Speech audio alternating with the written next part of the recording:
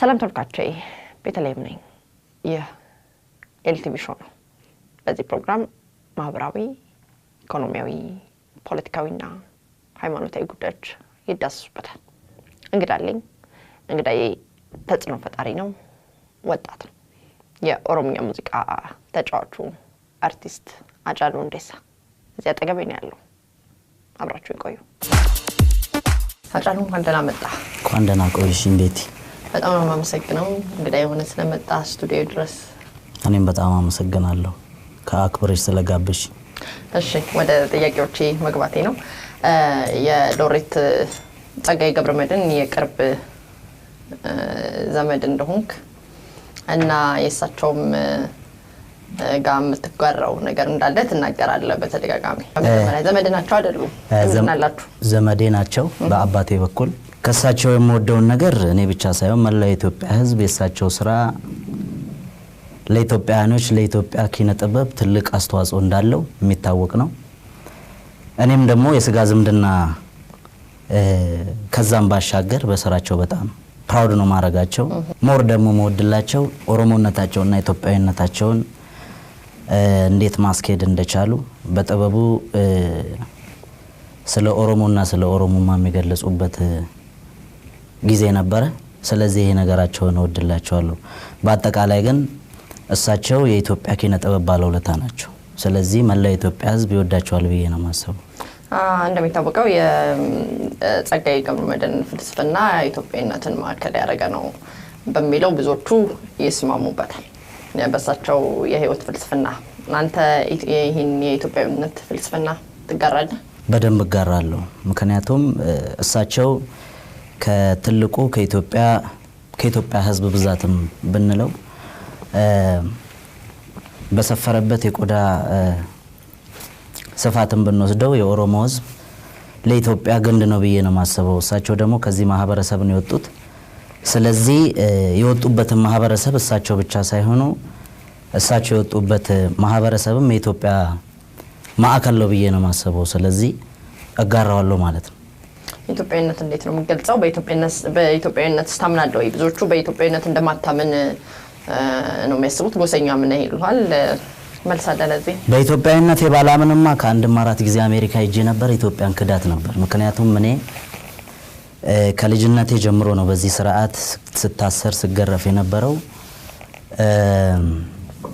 ከሚደርስብኝ ነገር አንፃር አይደለም ቪዛ አግኝቼ በኤርፖርት ወጥቼ አገርም አቋርጬ መሄድ የሚያስገድዱኝ ብዙ ነገሮች ነበሩ። ስለዚህ እስካሁን ድረስ ኢትዮጵያዊ ሆኜ ነው ወደ ተለያዩ ዓለም ሀገራት ምዞረው ማለት ነው።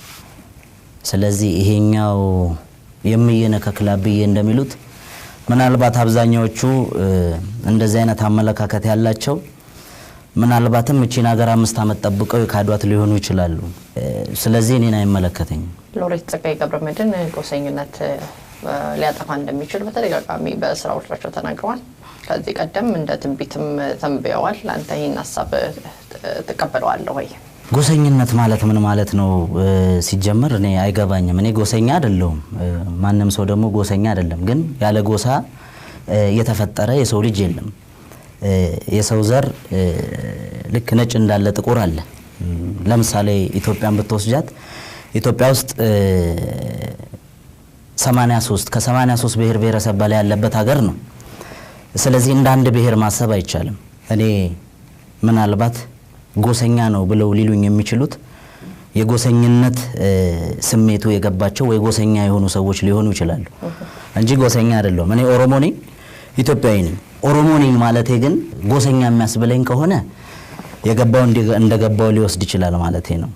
እሳቸው ጎሰኝነት አገርን ያጠፋል ብለው ያሉበት እሳቸው በህይወት ኖሮ ይሄን ነገር መልስ ቢሰጡ ደስ ይለኝ ነበር። ግን ሲመስለኝ ጎሰኝነት መጥፎነቱ ከኔ አመለካከት ውጪ፣ ከኔ አስተሳሰብ ውጪ፣ ከኔ አይዲዮሎጂ ውጪ ብሎ ሌላውን ማስገደድ፣ በኔ መንገድ ካልሄድክ ብሎ ሌላውን ማስገደድ ነው ጎሰኝነት እንጂ በራስ ፕራውድ መሆን ጎሰኝነት አይመስለኝም። ላንተ ኢትዮጵያዊነት ምንድነው? እንዴት ነውስ መትገልጸው?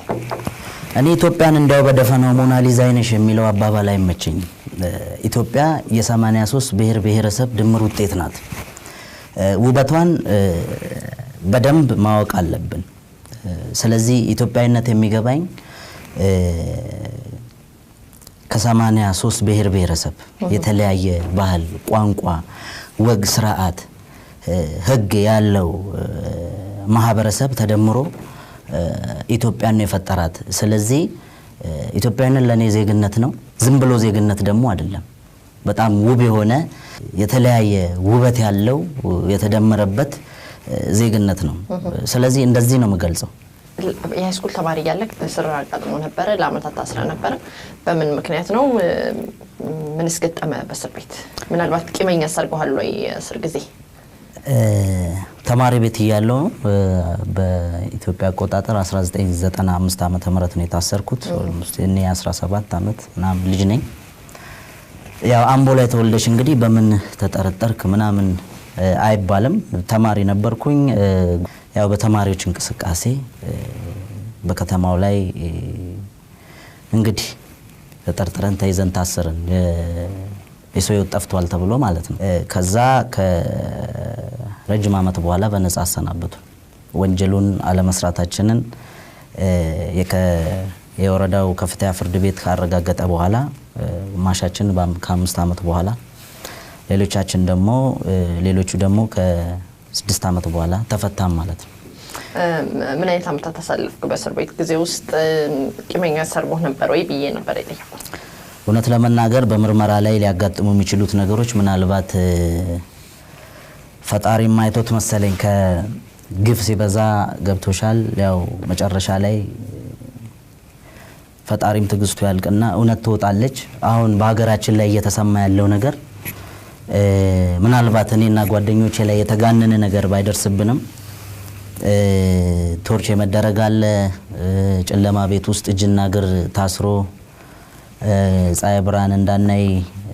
አክቹአሊ እኛ የታሰርነው አምቦ ነው። በአምቦ የንጉሱ ቤተ መንግስት አለ። እዛ ቤተ መንግስት ውስጥ ግራውንድ አለ። ግን በህግ እስረኛ ሲያዝ ፖሊስ ጣቢያ እንጂ እዛ አይደለም የሚመረመረው። ያው እንግዲህ በወቅቱ ያዙን ሰዎች የፈለጉበት ቦታ ነው። አምቦ አካባቢ ከፖሊስ ጣቢያ በላይ የንጉሱ ቤተ መንግስት አምቦ ሆርማት የምታውቂው ከሆነ ሆመቾ የሚባል የጥይት ፋብሪካ እዛ ውስጥ ግራውንድ አለ። እኛ ለጊዜው በሆርማትና በቤተ መንግስቱ መሀል ነበር ሲያመላልሱን የነበሩት። ብዙ ነገሮች ነበሩ። ጥሩ ጊዜ አልነበረም። ግን የተጋነነ ነገር እኔ አልደረሰብኝም። ያው በምርመራ ላይ ትንሽ ጆሮዬን ዛሬም ድረስ ማለት ነው ያመኛል። ጆሮዬ ተመቷል። ያኔ 1 አመት ነው ከወይኔ ቤት ተመላልሼ ስታከም የነበረው። ተጋነነው ነገር ያ ነው። ሌሎች ጓደኞቼ ላይም ያው ብዙ ነገር ደርሷል። እንግዲህ ግን ቂመኛ አላረገኝም።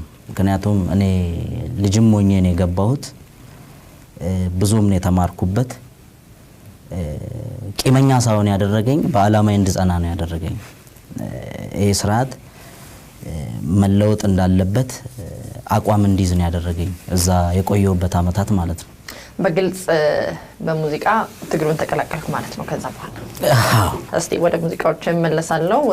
ሙዚቃዎችን እንያቸው። በሚሊኒየም አዳራሽ የመንግስት ለውጥ ከመምጣቱ በፊት ገሬርሳ ነበረ ወይም ሽለላ ነበረ። በጣም አስደንጋጭ ነበረ በሰዓቱ።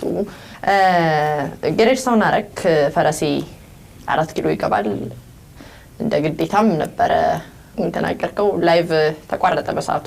ላይቭ ነበር አይደል? ምንድነው የተፈጠረው? ያ መድረክ የተዘጋጀው ከሶማሌ ክልል ለተፈናቀሉ ለኦሮሞ ሶሳይቲ ነው። ጥሪ ተደረገልኝ። ላይቭ ባይተላለፍ ኖሮ ያን ስራ አልሰራም ነበር። እኔ በተደጋጋሚ ጥሪው ላቀረቡልኝ ሰዎች ላይቭ እንደሚተላለፍ ጠየቅኳቸው። አዋሉኝ። ላይቭ ከተላለፈ ግን ላይቭ መተላለፍ ያለበትን ነገር ማስተላለፍ ለታሪክ ግዴታ ስለነበረብኝ፣ ምክንያቱም እንደ ፖለቲከኛ አይደለም እንደ ዜጋ ብቻ ደግሞ ሳይሆን ወረድስቲ እንደ አንድ የኦሮሞ ተወላጅ በእኔ ማህበረሰብ ላይ የሚደርሰው ነገር እጅግ በጣም ዘግናኝ። እኔ ወደ ሐረር ስመላለስ ነበረ። ብቻ በጣም የሚያስከፉ ክፉ የሆኑ ነገሮችን በኔ ትውልድ አያዋለሁ ብዬ ያልገመትኩትን ነገሮች ስላየው ያው እንግዲህ እኔ የምዋጋው በጥበብ ነው ሌላ ነገር የለኝም ስለዚህ ግጥሞቹን አዘጋጀው የመጨረሻ እንተኔ ነበረ ማለት ነው መቼ ያዘጋጃቸው እንዴት አዘጋጃቸው ሚስጥር ነበር ወይ ግጥሙ እንግዲህ ብዙ ነው ቤቲ ያለ ያመደንደኙ ከነጫ ለማልጎኑፍ ጤናስ ገበር ጉዳ አከወጅም ቡቡሉፍ ሞከርን እንግዲህ የቻለውን ከእንግዲህ ምን እናደርግ ትንሹንም ትልቁንም ገበርን አብረን እንድንኖር ብለን ነው የሚለው ይሄን እዛው ነው የጻፍኩት ለተፈናቀሉት እንትን እህልስና መላልስ ነበር ላይቭ ሊተላለፍ አንድ 3 ቀን ሲቀረው አብዛኛውን ግጥም የጻፍኩት እዛው ነው እና ብዙ ነው ኦፕሱዋኑ መጅሩ ኦፕሲኔ አማ ኦፕሳ መታገስ ያለ ነው ታገስን መታገስ ያለብንን ያክል ኤርገስ ወዳ ፈካቴ ከኤኒሽት ጨብሳ ፍርሃት ከመሰለ ተነስቼ አልጨርሰው